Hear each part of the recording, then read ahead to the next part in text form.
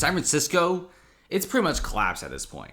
Like, all the money's gone, all the VC's gone. If you're a tech engineer in San Francisco, you probably don't even work at San Francisco. You're probably working remote while your company is headquartered here, which has like a skeleton crew at this point. I mean, this city is basically just crazy, right? You can't walk down the street without seeing at least 5 to 10 tents. You can't even walk through the streets without at least stepping on human feces every once in a while. There's streets where you go by, you smell urine. And this is basically like a first world tech city, but with a ton of third world elements. I mean, I don't even know how they managed to run this to the ground when they had everything going for them. Now, San Francisco has always been like an oddball. Like, the Tenderloin District has always been like this open air drug market. It has always been the trenches for decades, despite its incredible location near downtown and other really nice areas. I mean, the Tenderloin District should be the place where it commands high real estate prices, but no, I don't know why it has always been like an open air drug market. There's something really odd about this whole Bay Area and California thing. I mean, they genuinely just don't care. I mean, they're just cool with tents everywhere, but they're not cool when you try to like do some fancy business stuff. But they also love taxing you. So the city just doesn't make any sense, and this is why a lot of these big companies are just sick and tired and they're moving out. Now, don't get me wrong, San Francisco is pretty chill. Location is pretty fantastic. You got beaches, you got gardens, you got parks, you even got this little hill in the middle.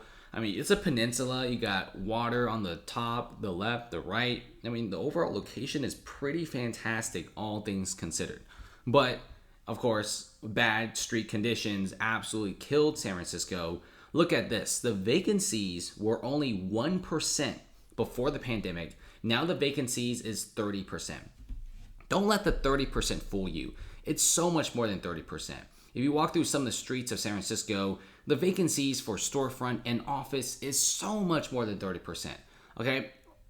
Probably by the end of this quarter, when information comes out, it's going to be roughly about 40%, maybe 41%.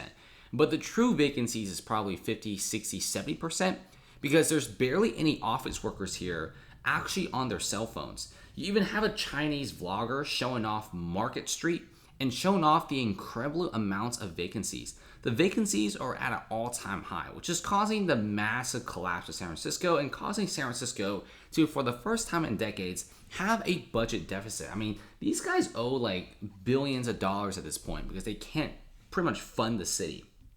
Look at this. Market Street is empty. There's barely any people. You're going to be seeing tents. You're going to be seeing homeless people, people on drugs. I mean, people on crack, people on fentanyl. You know, you're going to smell urine. You're going to see poop on the floor. It's just going to be like this, right? This is like the new norm of San Francisco. I mean, when you think of San Francisco, you think of all of those crazy things I listed. And I mean, even third world countries don't have San Francisco elements. And this is why, you know, office vacancies are more like 60, 70% because a lot of these places are still being leased out. But there's no one there. Nobody's there. Everyone's left. Okay, they're just waiting for a lease to expire so they can leave. Uber is still trying to sublease out their 250,000 square feet office. Nobody wants it. Salesforce is trying to lease out their 200,000 square feet office. Nobody wants it. Office towers, skyscrapers, construction projects have all left the chat. We're seeing, on average, about 1,500 brand new homes, apartments, condos coming onto the market every single 180 days in San Francisco. Now it's like 100 to 200 new homes. I mean, look at this. Look at the amount of retailers have left. Union Square, right? Like the place where this lady is showing you around. This is like where a lot of these stores just simply left. It's sad to see this kind of stuff. Whole Foods is left, probably from shoplifting. Hilton Union Square, you have like the hotels like Park 55. They closed down, which is, I think it's like San Francisco's biggest hotel. It's like a skyscraper. AT&T flagship store has left. Street conditions are so bad, even AT&T has to shut down. Saks Off 5th, Nordstrom Rack, and Abercrombie. I understand those are clothing stores. They probably get ransacked on a constant basis. Westfield Mall, the biggest mall in San Francisco, has fully closed down. Also, the Cinemark, yeah, nobody's watching a movie right here, especially with how bad the street conditions are. Anthropologie, CB2, Crate and Barrel, they're all leaving. And like you said before, how did the Amazon Go close down as well? I mean, isn't this like cashless? But I'm sure there's all sorts of really crazy, nutty things. Now, what they're not including in some of these store closures is the amount of mom and pop stores closing down. Smaller business owners are closing down, they're leaving. And first of all, there's barely any tourists. Airbnb bros are absolutely broke. You don't have any tourists, so that's another massive loss of revenue. There is barely international tourism. For example, before the pandemic, every year there's like 500,000 Chinese tourists who spend a total of $1.2 billion in the city. There's no Chinese tourists in San Francisco. They, in fact, place San Francisco on like the dead bottom of their list. And of course, what were the office workers? Yeah, they lost 150,000 office workers.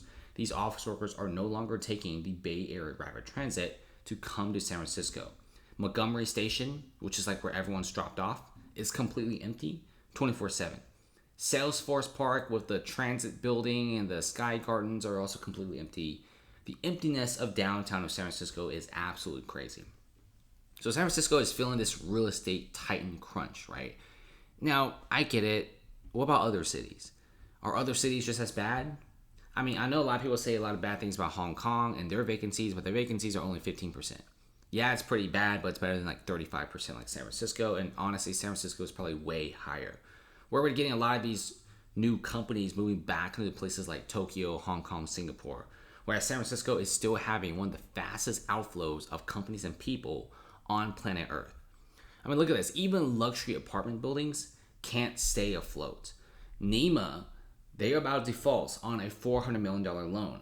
It's a 754 unit apartment building. They're also offering a free month.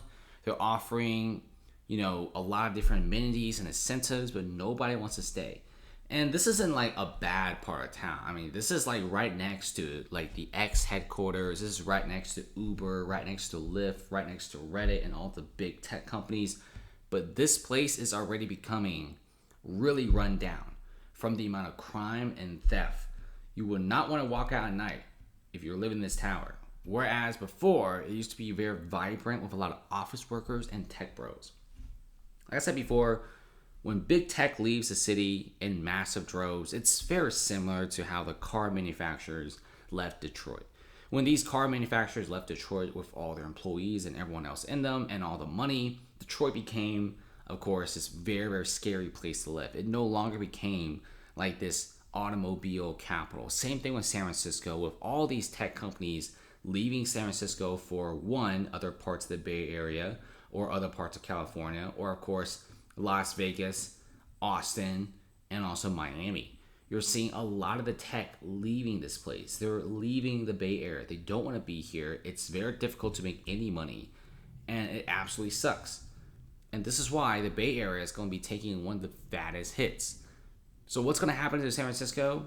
Well, if they keep this up, it's going to be too late. In fact, some people already say it's too late. It's a domino effect. It's a doom loop. Okay, people leave, stores leave, people leave, and then companies leave, and then the people leave along with it. This is why crime is so high.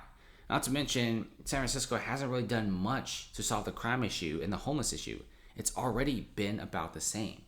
Nothing's being done. Okay, you already have people protesting saying that tents should be on the streets. I mean, yeah, tents on the street kiss their businesses goodbye. This is why San Diego has a massive W on my list, because they actually cleaned up all the tents, made a tent ban. Okay, you can't have homeless encampments everywhere on the streets. That's like basic stuff. And now San Diego has a lot of tourism and a lot of businesses, and they're making a bunch of fat money, and they're actually using the money to help the homeless and people who are addicted to drugs. And that's the way everything should be done, right? But San Francisco, I don't know, man. There seems to be delaying everything. I have no clue what to say. It's a fantastic tech capital, but let's hope it recovers.